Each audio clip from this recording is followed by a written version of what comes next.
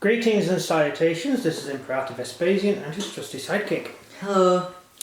In front of you is the next part of our medieval project, and that is the Russian army. It's also the Livonian army, the Latvian army, and you can use it for all sorts of other stuff as well. A lot of the troops are quite generic. Obviously all the Russians are Russians, but the armour they wore, the headgear they wore, the types of shields they carried tended to be pretty generic. So on the far side of the battlefield you can see quite a few of local tribesmen. Point to them. Can't see your finger. That's it, well done. They're local tribesmen. I've got some medium infantry, some ski troops, and some normal sort of Dark Age warriors converted into Rus.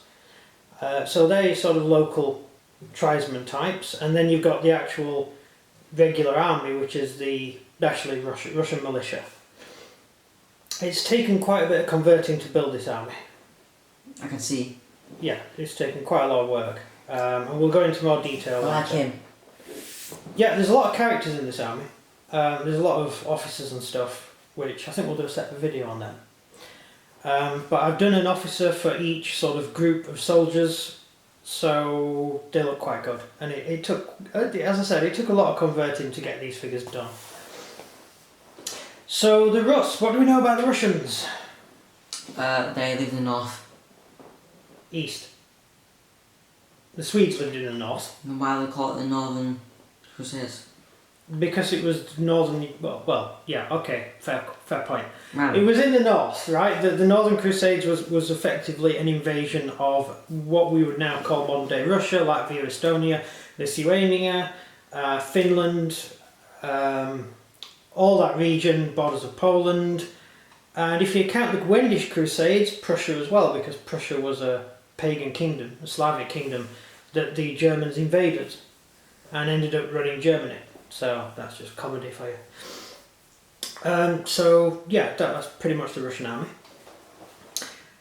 It's most of the army is militia, but there's also about a third of the army is non-militia troops, tribesmen, local armed civilians. The term militia in Russian is, or the terminology of calling them militia in Russian, is basically they're the troops who defend an individual city. Russia was broken up into many city-states. At this time, Novigrad was the most powerful. It would later be taken over by the Moscow city-state. But at this time, Moscow had just been burnt. The Mongols burnt it. So there wasn't a Moscow. And each city-state had its own militia, which defended it, and each town had its own militia as well. But you also had sort of regular tribesmen as well, fighting alongside the Russian army. They tended to be pretty well equipped and pretty well armoured. There was a lot of chainmail around. They used a very long shield to protect their body from arrows, because they were fighting the Mongols mostly, and you need a big thing to protect you from arrows. And they were a pretty good army, really, because they defeated the Crusaders. So they must have been pretty good. Yeah. Unfortunately. Well, the Crusaders captured Latvia, Estonia, Lithuania. Well, actually Lithuania was already a Crusader kingdom, but Latvia and Estonia were overrun by the Crusaders eventually. The Alexander Nevsky took Livonia back, and there was a lot of fighting between the Swedes and the Russians over who owned Finland, which was a surprise to the Finns, because the Finns thought they owned Finland, but instead there were actually two big powers fighting over who actually was going to run it. And that's the problem if you live in a country between two really big countries. Yeah, I guess so. Yeah, although Sweden wasn't a big country, it was a very big military power. Do you know in Gustav Adolphus's day, they had to pass a law to allow men to have multiple wives. Do you know why? More children? No, because so many men died in battle. Alright. Gustav Adolphus conquered Poland, bits of Denmark, bits of Russia, and he spent all his life fighting, and he eventually ran out of men. So there were no men left. So they had to change the laws to try and get people to have babies. Exactly, so I'm right. Yeah. Right, Russians. What else do you want to know about the Russians? Give me some questions. Were they the greatest power in the East? No, the Mongols were the greatest power in the East. And could the Russians have stood up to the Mongols if they did? No, they would have been annihilated. Which is why the Russians decided, because they're quite good at guile, they decided to join the Mongols. The Mongols were constantly invading them. They burnt Moscow. And Nevsky, when he came to power, he sued for peace with the Mongols, and he basically said, I will give you cash. I'll give you a huge amount of money every 4 years, as long as you don't invade me. So that meant he could not worry too much about invasion from the east. If I was the Mongols, I'd say no, because if I invade your country, I get even more money, so it's fine. Well, at this moment in time, the Mongols were busy burning the Muslim world. The Crusaders were already making a fine job of that anyway. No, they weren't. The Mongols did a way better job. They sacked Samarkand, they destroyed... Well, that's not even cost though. The Crusaders were only there to liberate their people. Good point. They didn't give a damn about the war going on. Yeah, it was the Crusaders are fighting a defensive war. They try to save the Christians in the East. Yeah, how did that work out? They were all killed. Yeah, pretty much. Turco-Poles. But the Mongols... They saved some archers though, so it's fine. Oh, they were English.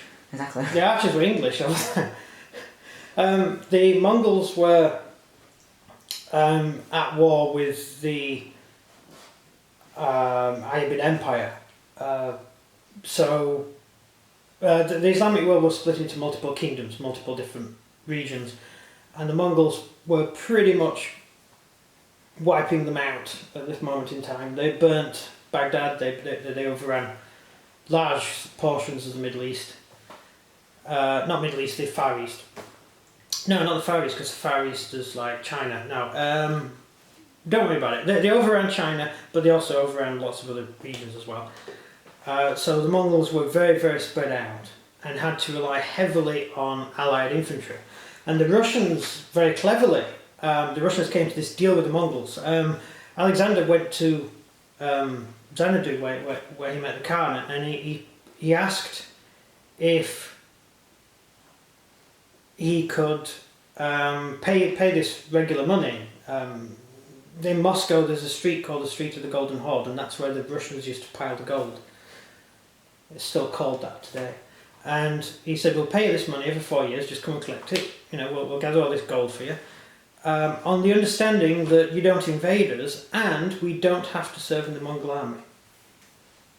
And that meant that the Russians could keep their own army at home in Russia, and they didn't have to send troops abroad, whereas most, in fact all other kingdoms that were conquered by the Mongols, the three Chinese kingdoms, and all the other kingdoms, they had to send troops to fight for the Mongols. Like the most powerful troops in the Mongol infantry in the Mongol army were Korean pikemen, and they came all the way from Korea, which is one hell of a journey. Yeah. Yeah. So, and they also used Chinese artillery, and they were crewed by Chinese. So you think you got Mongol troops fighting in Iran or in northern Syria, and you've got people from China there manning the artillery. It's nuts when you think about it. Think about the vast territories involved. But they invented the Postal Service, so that's good. I'm pretty sure anyone could have come up with that sooner or later. No, it was the Mongols. The Mongols invented the Postal Service. Yeah, it would have been invented sooner or later anyway. It probably would have done, yes. But before the Mongols, you had to send your own runner. You had to buy a runner. Whereas the Mongols would actually take mail bags. They were professional riders who would carry mail bags, and they would ride really, really, really fast from post to post to post, and at each post they got a fresh horse and carried on riding. So the messages could be delivered very quickly. Which is what you need when you've got a massive empire. Just deliver you an Xbox One, yeah. Yeah, basically, yeah. So it's like sending an email. No, because an email is like instantaneously. Yeah, but you write the email and you give it to a rider, and the rider rides really fast and is carrying everybody else's email at the same time. And as they get to different places, each sort of throws the bag and says, mail, and just carries on riding. It's a brilliant system. Okay. Yeah. Any more questions? Nope. How can you have no questions? It's a whole army. Singularity is where I got most of my questions. Yeah, a good point. Because I can't ask individual questions because that's going to run away the It is, you're right. Yeah. So this is the entire army. I'll just do a quick rundown of what everything is. I haven't got a pointer stick. Have I got a pointer stick? No, I haven't. I'll point. I use finger. Magic finger. Right. You've got... It needs to be in the middle. Middle. Right.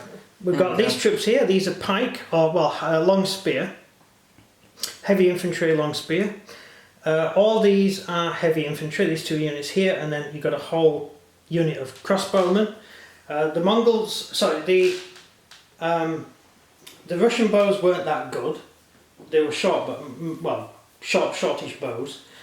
Whereas the Mongols used to use lots and lots of bows, so the Russians took to using crossbows. And the great thing about crossbows is it's great against crusaders, because you get that -1 armour save roll. Yeah. In real life, you actually do get a -1 armour save roll. So, yeah, pretty good. Also, Crusader hits you and you roll dice. Yeah. Then you have the cavalry. These are all conversions, so they took quite a bit of work to do. But we have 3 units of cavalry, but I've done them in 2 because I have. A priest, Alexander Nevsky himself with a banner. Do you want to point over that way? I can't reach. Over here we have... They're Karelians, Karelian infantry on skis. They're... Oh, how do you pronounce it? I can never pronounce these Russian names, these Eastern European names. Samogalians, those ones. These guys? And they're Livonians. They're the natural people who live in Livonia. But you can use that. They're the same, yeah. Yeah. Right. Him? They're heavy infantry. The closest you could get is assault guard. They carried really long axes, which was to actually attack defences. Because the Russians lived in huge fortresses of wood, having axes would be very, very useful when you're taking down enemy field defences. And originally that's what they were designed for. They were the heaviest infantry who'd walk forward and hack away all the pointy sticks and things which are designed to stop infantry. But they're also very good against knights and horses. Best way to bring down a horse, hit it in the head with a huge axe.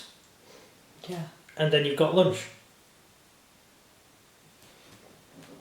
They're Samogalian light cavalry.